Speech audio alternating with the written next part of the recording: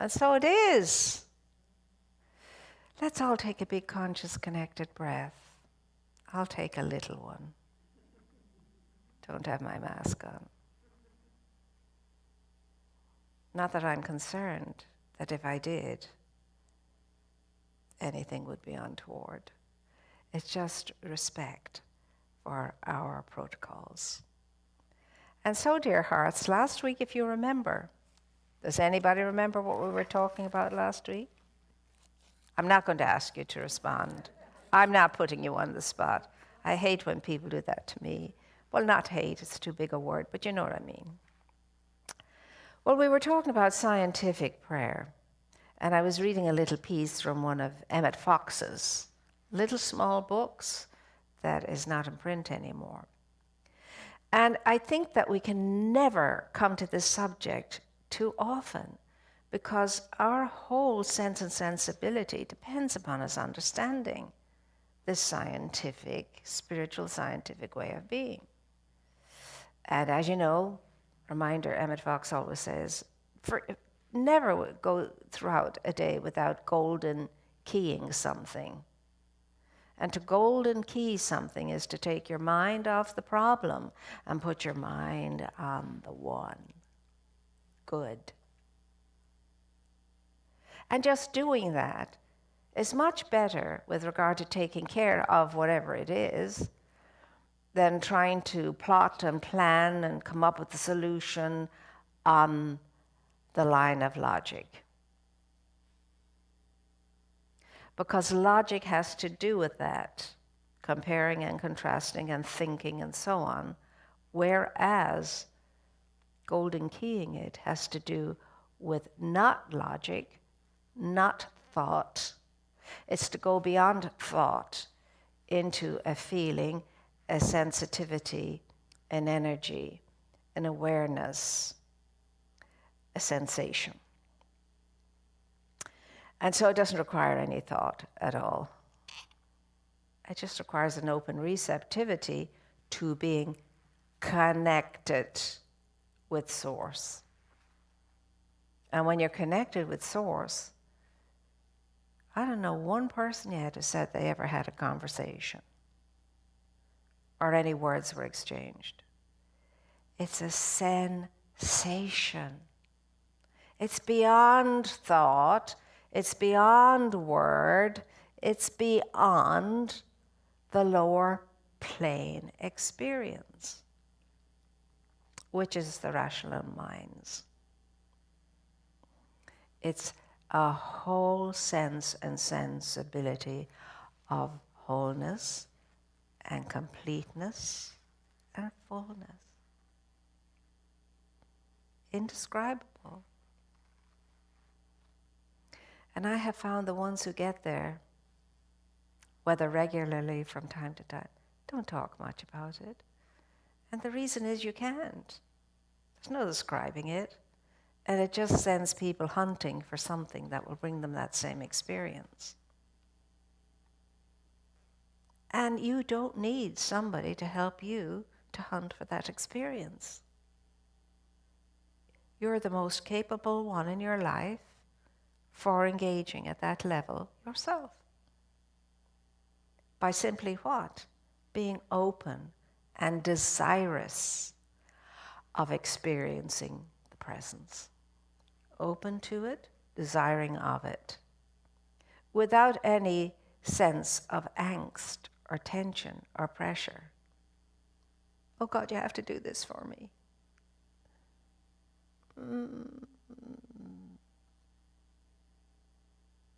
You have to do it for you, because the presence is always there, available at any moment. You're living in it, you're moving in it, you have your being in it. How often have you and I heard those words, and it goes in this ear, out the door, out the window, until it doesn't, until it goes in and remains. Having said that, you wouldn't be able to survive on planet Earth and get done what needs to get done if you were to be in that state all the time. Be like Enoch, you'd be going up in a fiery chariot. So the thing about three-dimensional living on planet Earth is that we're in and out of it. But we know how to get into it when we realize we're out of it. Does that make sense? Yeah. And to do that, there's no other way but by being still and listening. It's amazing what you hear when you really listen, even on the outside of life. If you go into nature and you sit and you just listen. Best way I find to listen is to close your eyes, because your inner ear and your inner eye doesn't need a focus on the outside.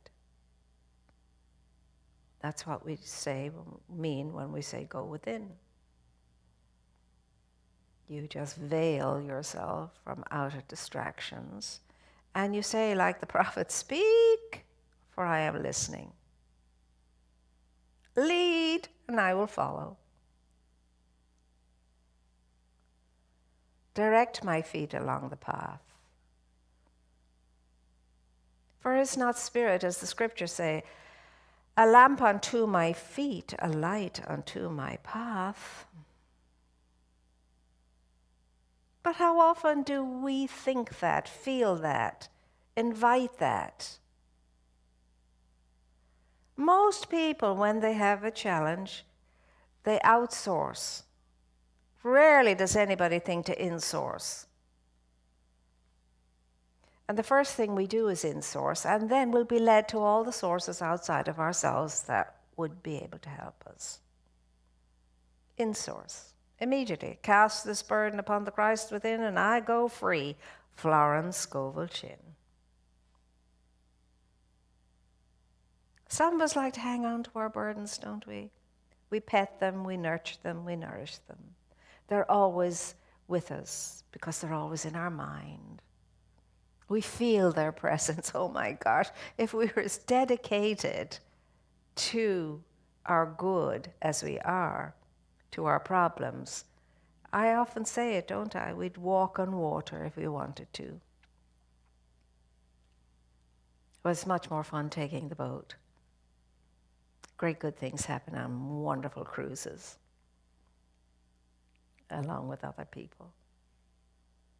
So, my dear ones, where are you in this moment? Today is what you ask yourself. Where am I in my mind? Where am I in my heart? Where am I in the affairs of my life? And am I happy with where I am? Or would I like some changes? For in order to change, my dear ones, what? In order for things to change? In order for things to change, I've got to change. Now, where can I change? The only way I can change is in my mind, to begin with, and the rest follows. But here's the beautiful thing of it, my dear ones. You don't have to do this yourself. You just have to trust the presence to move whatever it is through you, to move the inspiration through you, the clear path before you, to wake you up to know what the next step is. I myself do nothing. It is the power, it is the presence of the one within me that does the work, Jesus said. He was a great listener. He was a great one for casting the burden. And as a result of it, the miraculous things he did were awesome. And then he would say, well, it's not miraculous at all. It's just me getting out of the way and letting the Father, which is the one within me, do the work through me. That's all you and I are, a channel.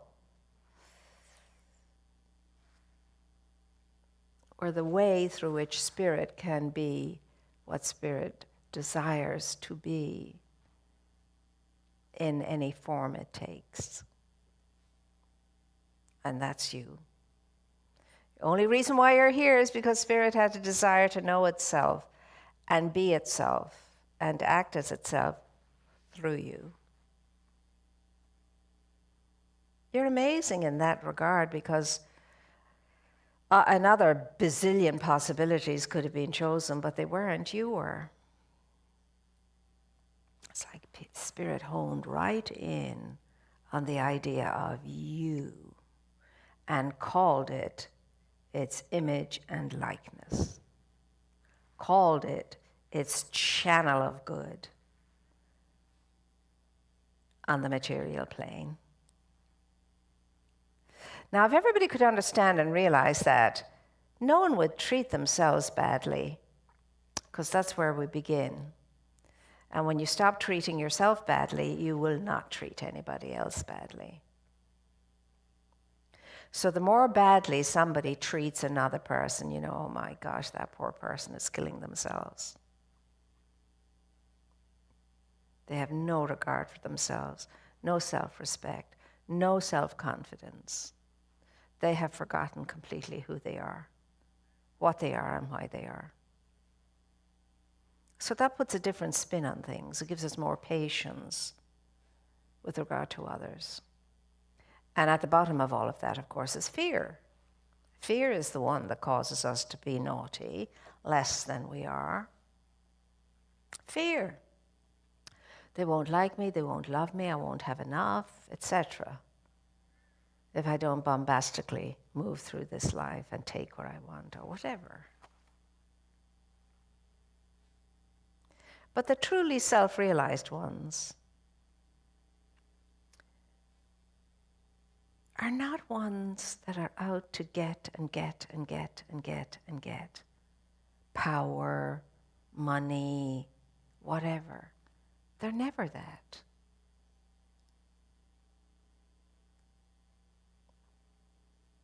Getting doesn't even appear in their emotional vocabulary anymore. It's all about, I'm here to bring something. I'm here to provide something. I'm here to put something on the table of life. And that's us.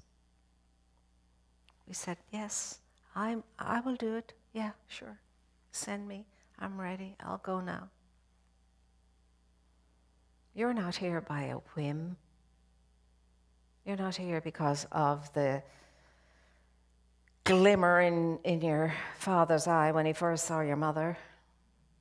No, not at all. You're here because you put your hand up and said, I'll go. It's all because of yourself. So the next time you're feeling awful about yourself and your life and everything and everyone in it, knock it off. Stop it. Remind yourself, my goodness me, out of the bazillions of possibility the one could have chosen to come in here and be itself in this way, they got left aside and I was chosen. Do you know how brilliant that makes you? That's your most important accomplishment and achievement ever. You can never, ever, ever top that. Waking up in the day is your first huge accomplishment of the day. Now, what are you going to do with it? Are you going to take it, the glass of your life for the day, and drink it to its last drop, or are you going to put it aside and say, I'll get that later? Come the end of the day, you've forgotten all about it. Not a drop of that goodness got drunk. When you put it in simple tones, it's very vivid, isn't it? It's very, very vivid, and you and I are very good at pushing aside that glass. That's why in the morning it's very important when you first open your eyes to make up your mind about your day ahead, how it's going to be. Instead of waking up and say, oh my God, I have that dreadful meeting today. Oh, I have that doctor's visit today. Oh, I have to handle him today, her today. Knock all of that stuff off. Don't scare the living daylights out of yourself before you get out of the bed. And that's what we do a lot, isn't it? And then that sets the tone for the day. You spend the day catching up on yourself, and you never succeed. You wake up and you say,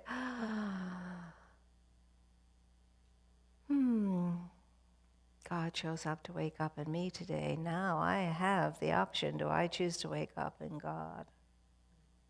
Let me see. Oh, all right then. Okay. We'll give it a shot. And the reason why your day and my day can be turbulent or tricky is because of the power of our imaginations. We see it all. It's going to be a terrible meeting. I know exactly what's going to happen. It's going to be ugly, and so on. And there you are, planning it all, orchestrating it. The best thing about something like that, especially if it weighs upon you, is to go blank on it. Go blank on it. Don't think one way or another. Just put your mind off your problem and your mind on your source. Or don't. Then suffer the consequences. Because just because people tell you have to do this and you have to, you don't have to do anything. You just have to do what you want to do. But I would love if what we wanted to do would happen more on the bright side of life instead of dum dum the dum dum the dum dum dum dum dum. Battery depleted. Now it is as simple as this and as challenging as this, because simplicity is not always easy. In fact, it's one of the most challenging things to achieve and succeed in, simplicity. Now remember, when you wake up in the morning, if there's a big thing looming ahead, you say, ugh, you're not the boss of me, I'm the boss of you. Talk yourself out of it. Use your logic in that way. You know? Because what they think does not matter, no matter who it is. What you think is what matters. And what you think will be heard and felt and responded to. So remember, the bright side of life. Because as you go over this way, you're going,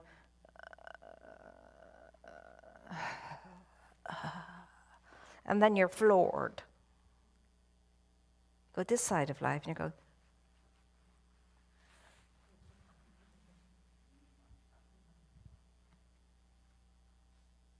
life is good. Life is very good. Life is a joy, and I'm supposed to be the joy in it. And if I'm not the joy, there is no joy. I do not find my joy outside of myself. It's impossible.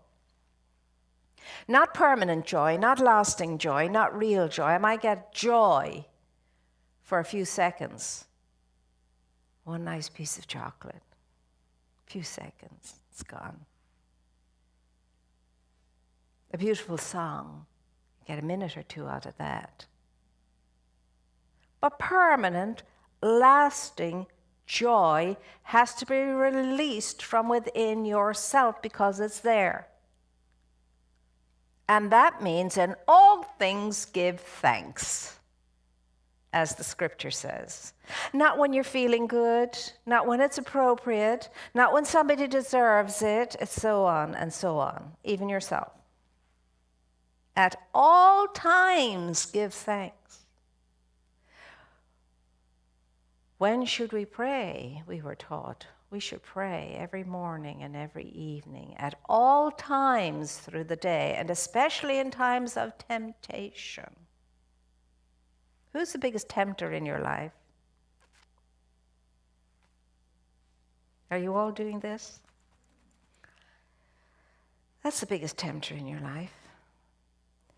It's called the ego, the trickster.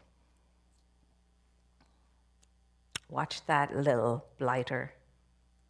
Better to befriend that little blighter and say, ha ha, I got your number, kiddo. I don't think so. Good try. Not now. Not today.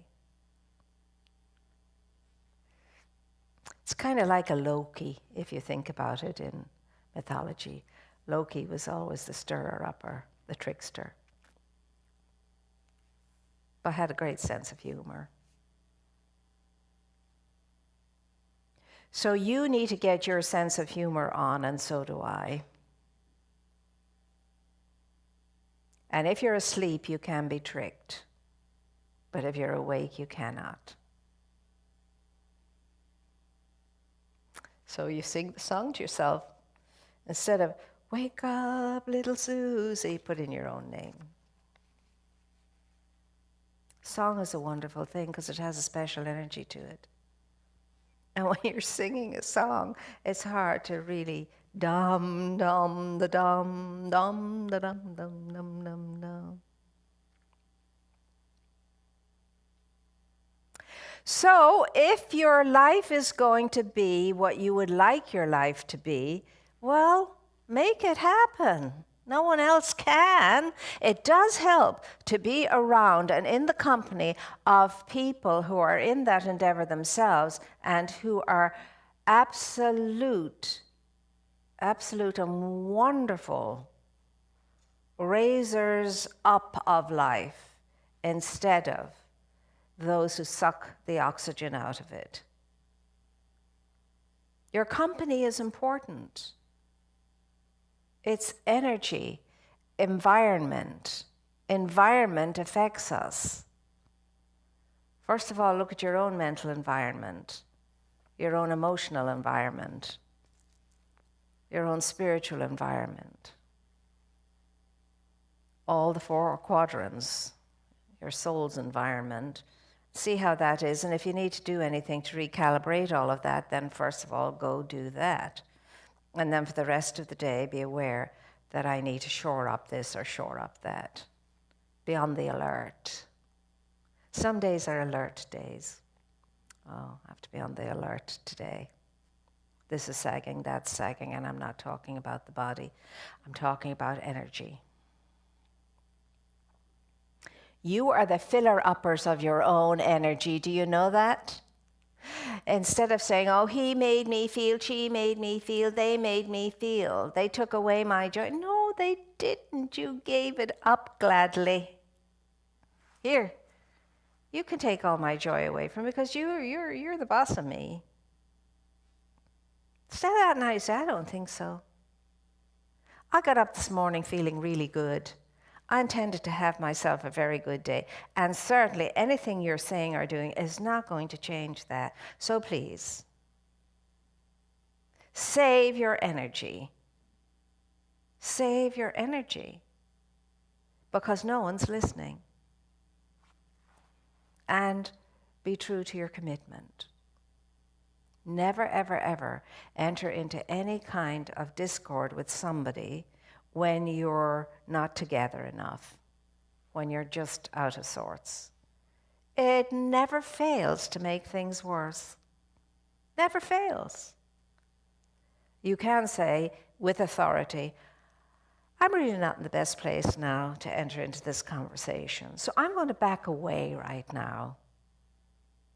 And it'll be good for me and good for you, for me to do this. And when I feel that I'm centered enough and I'm aware enough, then if you still want to talk, I'll be very happy to talk with you. And do it with authority. Could you envision yourself doing that? Could you see yourself doing that? Practice in the mirror. Mirror work. Or with somebody you know you're safe with. Start with the people you know you're safe with.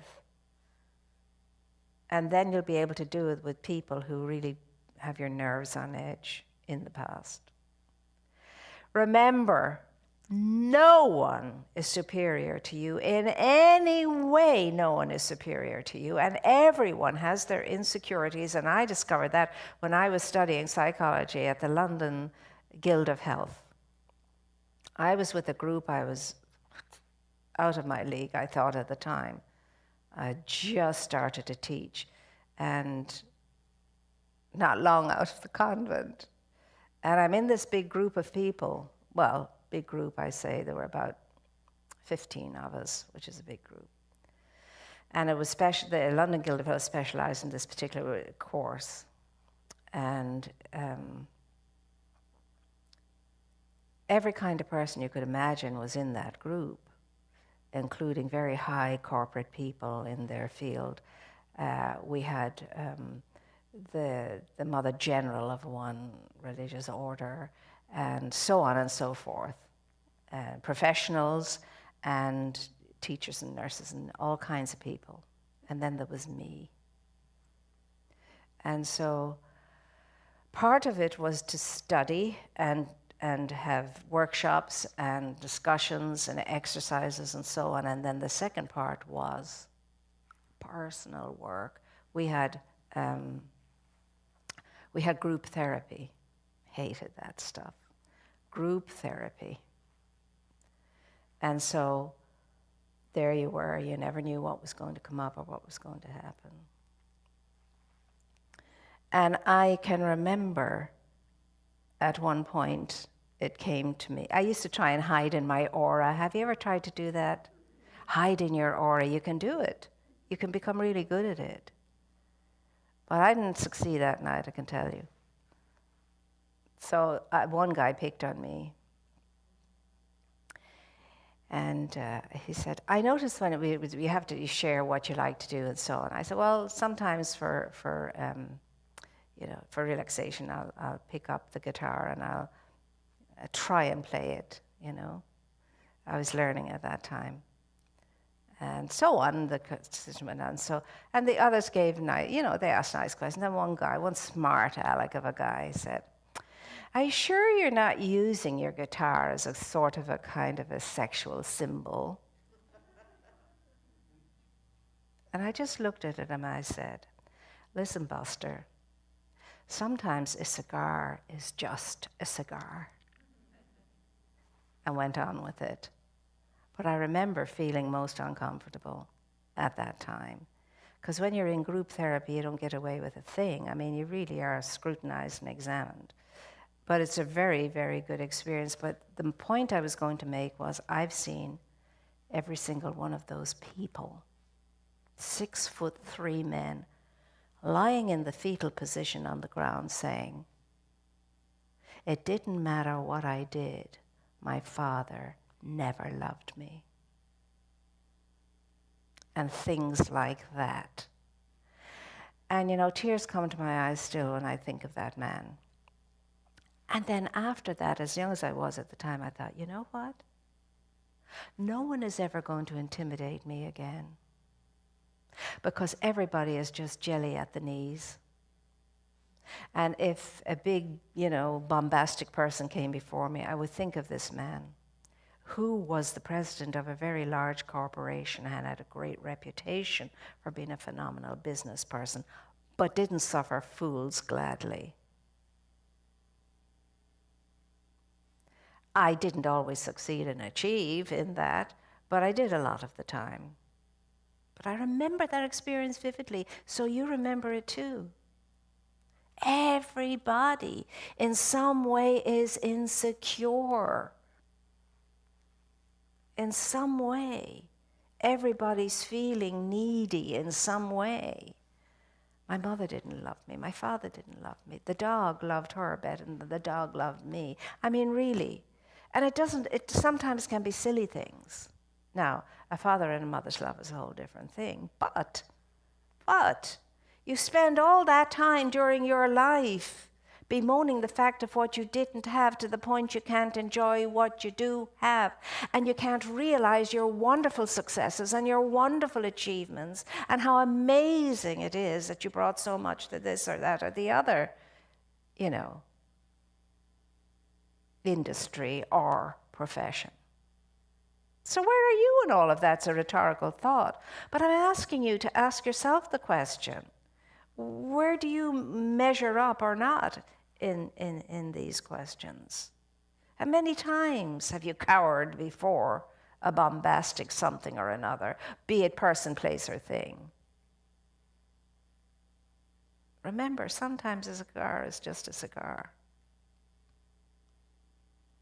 And who is anybody? Who is anybody to tell you who you are when you don't even know who you are? How can they know who you are? And the very fact that they're doing it tells you they don't know who they are. See how it all goes around? You're incredible. You're amazing. I mean, you're sitting on not only one gold mine, but bazillions of them. But you're sitting on them to the point you don't even see them. So don't be afraid to get up, turn around, and say, "Open sesame," and enter in. Seek and find. Seek and find. I think it's time. Is it time? Yes, it's time. My gosh. Time flies when you're caught up in a moment, I find. I would just leave you with, don't ever feel that you're not enough. You're so enough that Spirit decided to choose you to be its presence, its vehicle on this plane, so that you could bring all that Spirit is capable of bringing, if in the flesh, to this plane. That's how amazing you are. There's nothing you can accomplish and there's nothing you can achieve that could up that. So if you sat home, in your garden, or in your kitchen, or wherever at home, and did nothing else but know who you are and lived in the presence of Spirit, you would do so much good for this world. And there are some days when we would be better off staying at home, because then we do no harm if we went out there. And you know what those days are. So that's a day when you bless yourself more. It was the custom in Ireland to have a holy water font just hanging beside the main entrance before you leave. And everybody would bless themselves before they went out the door. And in the blessing, you were aware of God being your companion. And these customs start for very good reasons. And they're lovely. Rituals, the power of a ritual. Well, there are some days when you'd need a whole dish of holy water to be poured all over you before you go out into the world, not a little dab on the forehead. But you will know that. And the thing is, if you know that, you're wakening up. Before you go out the door, ask yourself, who goes out through this door today? Godzilla? Or Yoda? Remembering, Jedi Masters do, or they do not do, they never try. Okay, I'm getting all kinds of signals from the back. So it's time for us to bless ourselves and to bless our prosperity and to bless other people into prosperity as we take our gift between our blessing hands in gratitude, but feel the gratitude as you're doing it. Allow yourself to feel good. And allow yourself to feel the presence of Spirit, because you could only do this because of Spirit's generosity coming through you. So this is what we're knowing. Divine love consecrates my gift. It goes forth to heal, to bless, and to prosper. All those who give and all those who receive. I rejoice in the sharing of my good, and I release my gift with love. And so it is. And so indeed it is. Thank you, Miss Ruth. And if anybody has a question, now would be the time to answer the question or to make a comment. Anybody? Anybody? Yes, Judy, dear. I have a friend who had a bill, and the doctor said, forget it. And she asked me to ask you, the girl feels inclined to pay the bill anyway. If she pays the bill, is she stopping the doctor from his abundance? Oh. I'm going to repeat it. She has a friend, and the doctor told her that she didn't have to pay her bill. And she's a bit concerned about that because she doesn't want the doctor not to get as good. I say wholeheartedly, say thank you very much.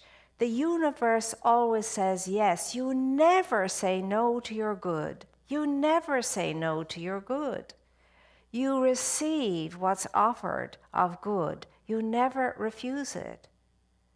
And that doctor is going to have his income multiplied because he or she forgave the debt. So he wins out, she wins out. It's a win-win situation. You never prevent somebody from being their good and generous selves. So yes, never refuse a gift that's given to you for all the right reasons. You take it, you receive it, you say thank you, and then you pray for the person who has bestowed good on you.